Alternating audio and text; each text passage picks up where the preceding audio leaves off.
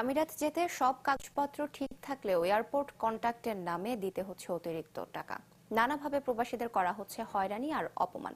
বিমানবন্দর স্টেক হোল্ডারদের এক সভায় চট্টগ্রাম শাহ আমানত আন্তর্জাতিক বিমানবন্দরের যাত্রী সেবা নিয়ে এমন সব ক্ষোভের কথা জানিয়ে বিভিন্ন চার্জ কমানো ও সুবিধা বৃদ্ধির দাবি জানালেন প্রবাসীরা। আর বিষয়গুলো গুরুত্বের সাথে বিবেচনার আশ্বাস দেন সংশ্লিষ্ট কর্মকর্তারা।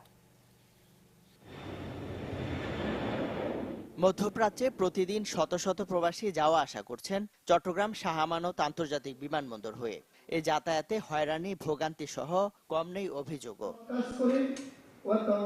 নানা ফোরামে তাদের এসব অভিযোগ বলে আসলেও এবার তা তুলে ধরার সুযোগ মেলে সংশ্লিষ্ট সব সংস্থার সামনে। তাতে ভিজিট বিষয়ে আমিরাত যেতে ইমিগ্রেশনে হয়রানির বিষয়টি তুলে ধরেন প্রবাসীরা। একই সাথে বিমানবন্দরে বিভিন্ন চার্জ কমানো এবং সুযোগ সুবিধা বাড়ানোর দাবি জানান তারা। আমাদেরকে বলা হয় আপনি যেতে পারবেন না, আপনার যাওয়ার সুযোগ নাই, অথচ সে যখন 1 লক্ষ টাকা দিয়ে থাকে তখন কিন্তু সে অনায়াসে চলে যেতে পারে। আমাদের যে বাইরে এমপ্লয়মেন্ট ভিসা যায় তাদের জন্য এই ট্যাক্সটা কিন্তু মরার উপর খাড়ার গায়ে এই ধরনের অবস্থা।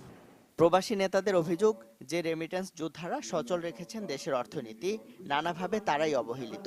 তাই বিমানবন্দরের সব সেবা প্রবাসী বান্ধব করার পাশাপাশি নারী ও বয়স্ক যাত্রীদের জন্য বিশেষ সুবিধা রাখার দাবি জানান তারা। একটা এক্সপ্রেস কাউন্টার থাকে, যারা মনে করেন এল্ডারলি, যারা মনে করেন অফোর্ড করতে পারবে, এটা আমি মনে করি সরকারের রাজস্ব হবে।